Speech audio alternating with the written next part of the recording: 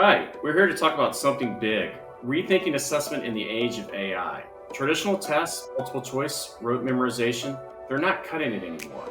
Today's learners need to demonstrate real world skills, critical thinking, creativity, and problem solving.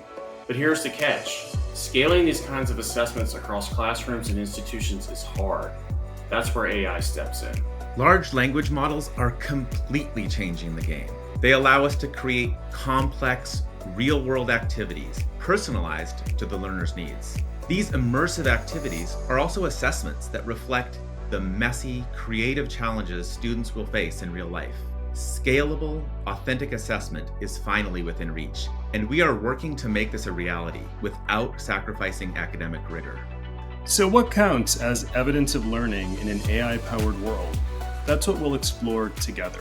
This panel is interactive, practical, and grounded in real experiences. Join us, challenge your assumptions, and leave with ideas to pilot in your very own classroom. Let's think outside the bubble because the future of assessment is already here.